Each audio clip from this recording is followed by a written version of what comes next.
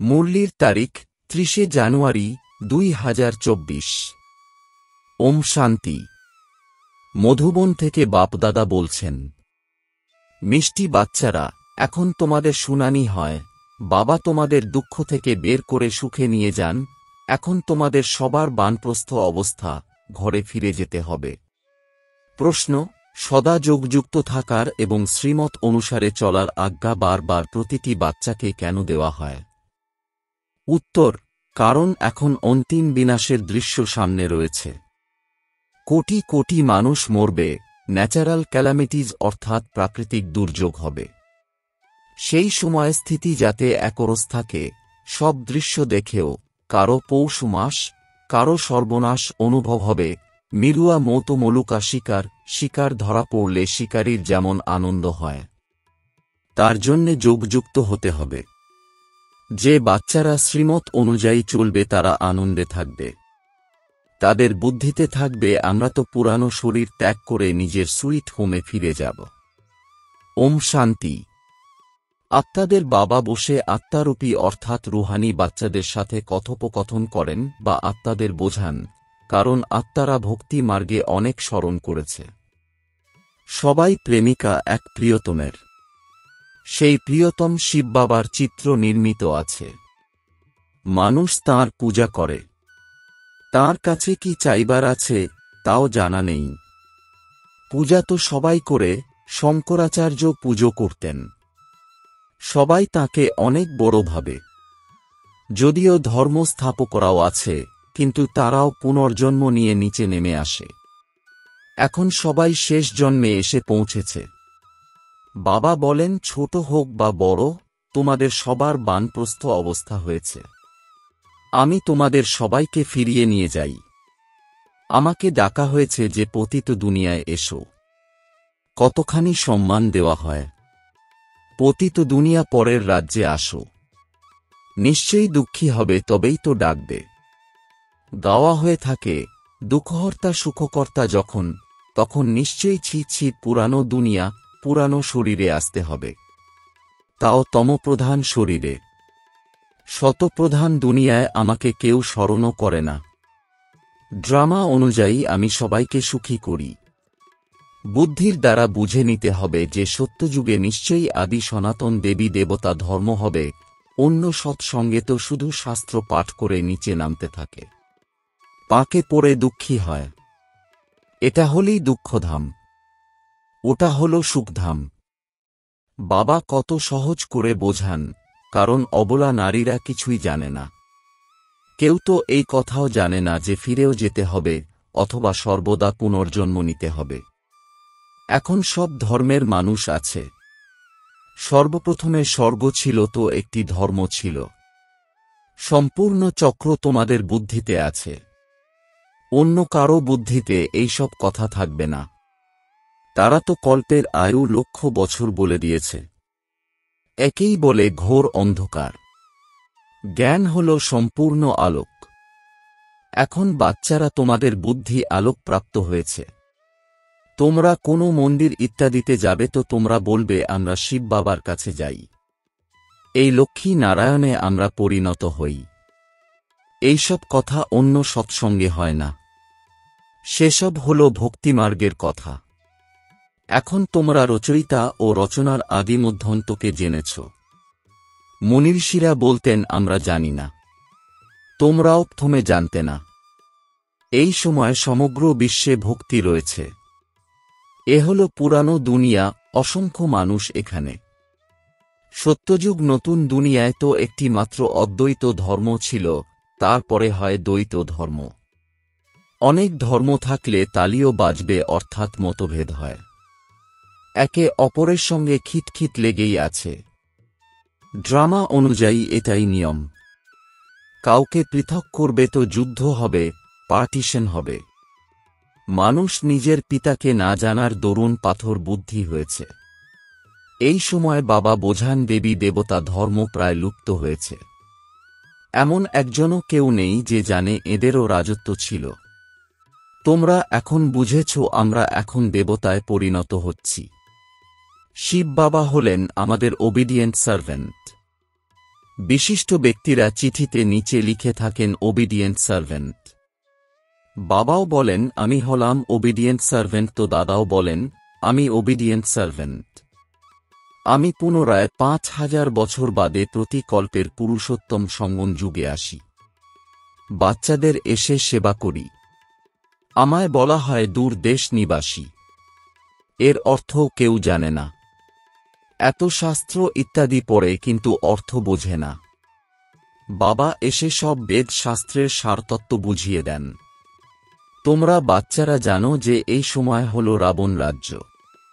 মানুষ পতিত হয়। এও ড্রামাতে আছে। বাচ্চারা, তোমাদের নরক থেকে বের করে স্বর্গে নিয়ে যাওয়া হয়, যাকে গার্ডেন অফ আল্লাহ বলা হয়। কলিযুগে হল কাঁটার জঙ্গল, সঙ্গম যুগে ফুলের বাগান তৈরি হচ্ছে। তারপরে তোমরা সেখানে সত্যযুগে সদা সুখী থাকো। এভার হেলদি অর্থাৎ সদা সুস্থ, এভার ওয়েলদি অর্থাৎ সদা ধনী হয়ে যাও। অর্ধকল্প সুখ, তারপরে অর্ধকল্প দুঃখ, এই চক্র ঘুরতেই থাকে। এর কোনো শেষ নেই। সবচেয়ে বড় হলেন বাবা, তিনি আসেন শান্তিধাম সুখধামে নিয়ে যাওয়ার জন্যে। তোমরা যখন সুখধামে যাও বাকিরা সবাই শান্তিধামে থাকে। অর্ধকল্প হল সুখের, অর্ধকল্প হল দুঃখের। তাতেও সুখী বেশি। যদি অর্ধেক অর্ধেক হতো তাহলে তাতে টেস্ট কি করে থাকত? তোমরা ভক্তি মার্গেও খুব ধনী ছিলে। এখন তোমাদের স্মরণে এসেছে যে আমরা কত ধনী ছিলাম। ধনী ব্যক্তি যখন দেউলিয়া হয় তখন স্মরণ করে যে আমাদের কাছে কি কি ছিল, কত ধন ছিল। বাবা বোঝান ভারত বিত্তশালী অর্থাৎ সাহুকার ছিল। প্যারাডাইস অর্থাৎ স্বর্গ ছিল। এখন দেখো কত গরিব হয়েছে। গরিবদের উপরে দয়া হয়। এখন একেবারেই কাঙাল হয়ে গেছে। ভিক্ষা চাইছে। যারা সলভেন্ট ছিল এখন ইনসলভেন্ট হয়েছে। এও তো নাটক। বাকি যে ধর্ম আসে সব হল বাইপ্লট।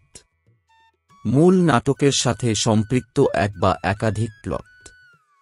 কত ধর্মের মানুষ বৃদ্ধি পায়। ভারতবাসীদেরই ৮৪ জন্ম আছে। একজন আত্মারূপী বাচ্চা সব ধর্মের হিসাব লিখে পাঠিয়েছিল।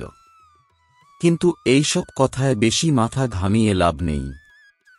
এও তো সময় নষ্ট করা হল। এত সময় যদি বাবার স্মরণে থাকতে তো কিছু জমা হতো। আমাদের মুখ্য কথা হল আমরা পুরো পুরুষার্থ করে বিশ্বের মালিক হই। বাবা বলেন তোমরাই শতপ্রধান ছিলে, তোমরাই তমপ্রধান হয়েছ। ৮৪ জন্ম তোমরা নিয়েছ, এখন ফিরে যেতে হবে। বাবার কাছে বর্ষা নিতে হবে। তোমরা অর্ধকল্প বাবাকে স্মরণ করেছ, এখন বাবা এসেছেন, তোমাদের শুনানি হয়। বাবা পুনরায় তোমাদের সুখ ধামে নিয়ে যান। ভারতের উত্থান ও পতনের কথা যেন একটি কাহিনী। এখন এ হল পতিত দুনিয়া। সম্বন্ধ হল পুরানো। এখন পুনরায় নতুন সম্বন্ধে যেতে হবে। এই সময় অ্যাক্টররা সবাই হাজির আছে। এটা অবশ্যম্ভাবী। আত্মা তো হল অবিনাশী। আত্মার সংখ্যাই তো কত। তাদের কখনো বিনাশ হয় না।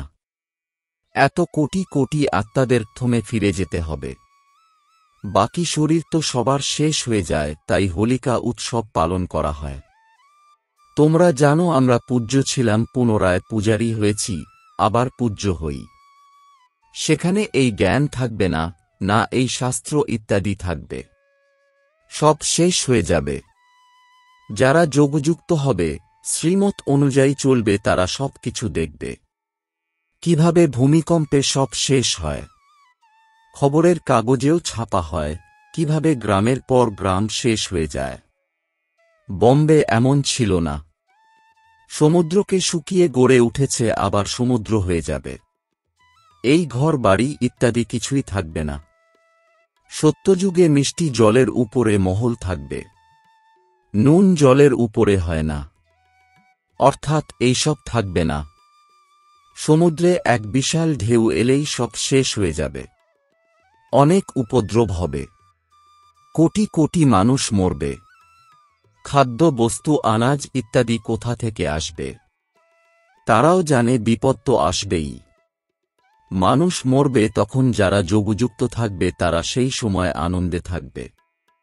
কারো পৌষ মাস, কারো সর্বনাশ, মিরুয়া মুত মলুকা শিকার। বরফের বৃষ্টি হলে অনেক মানুষের মৃত্যু হয়। অনেক ন্যাচারাল ক্যালামিটিজ হবে। এইসব শেষ হয়ে যাবে।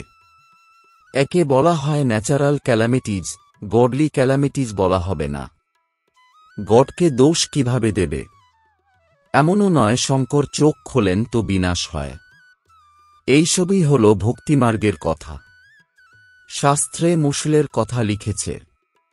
তোমরা জানো এইসব মিসাইলসের দ্বারা কিভাবে বিনাশ করা হয়। কিভাবে আগুন, বিষাক্ত গ্যাস সব তার মধ্যে দেওয়া থাকে। বাবা বোঝান শেষ সময় যাতে সবাই নিমেষের মধ্যে মারা যায়, কোনো বাচ্চার যেন দুঃখ না হয়, তাই ন্যাচারাল ক্যালামিটিজে সবাই মরবে। এইসব পূর্ব নির্ধারিত ড্রামা। আত্মা তো অবিনাশী, কখনো বিনাশ হয় না, আর না ছোট বা বড় হয়। শরীর সব এখানেই শেষ হবে। বাকি আত্মারা সব সুইট হোমে চলে যাবে। বাবা কল্প কল্প আসেন সঙ্গম যুগে, তোমরাও এই পুরুষোত্তম সঙ্গম যুগেই উঁচু থেকে উঁচু হও।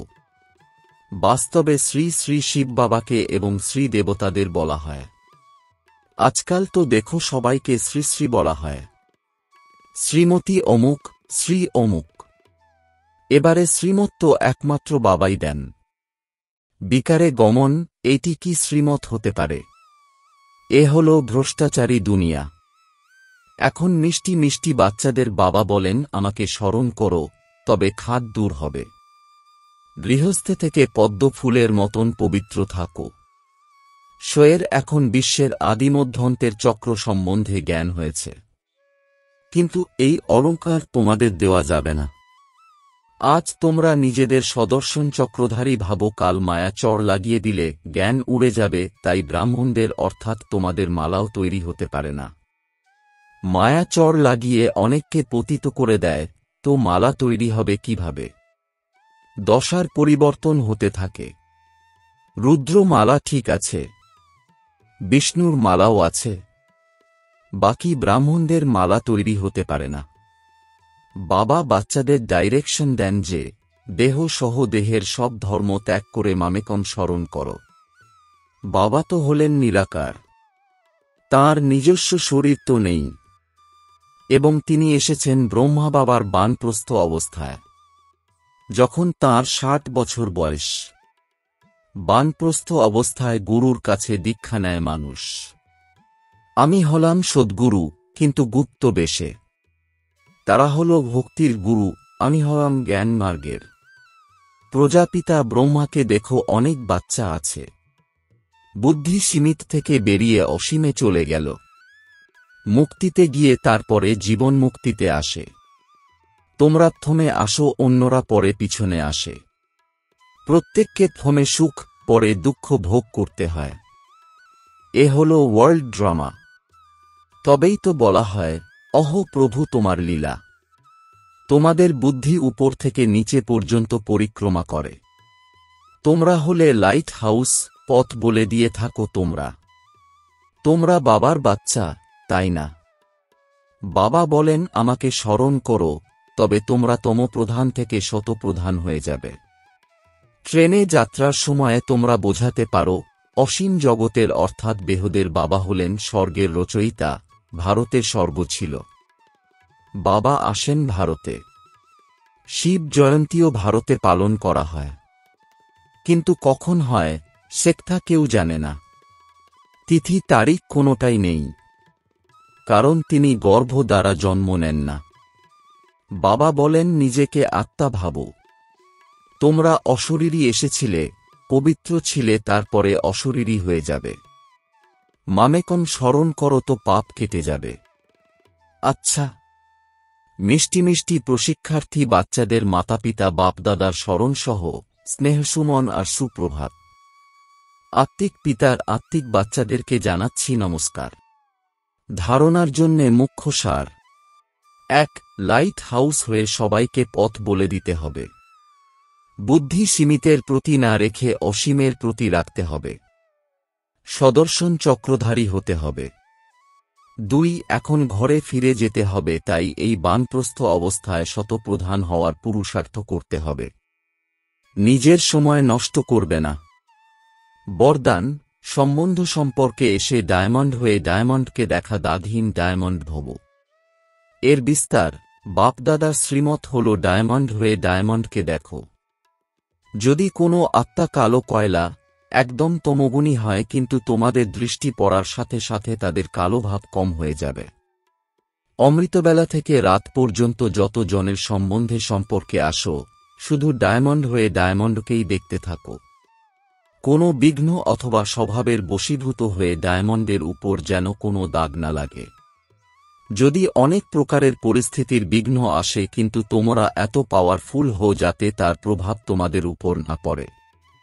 স্লোগান, মন আর বুদ্ধিকে মনমত থেকে সদা খালি রাখাই হল আজ্ঞাকারী হওয়া। ওম শান্তি।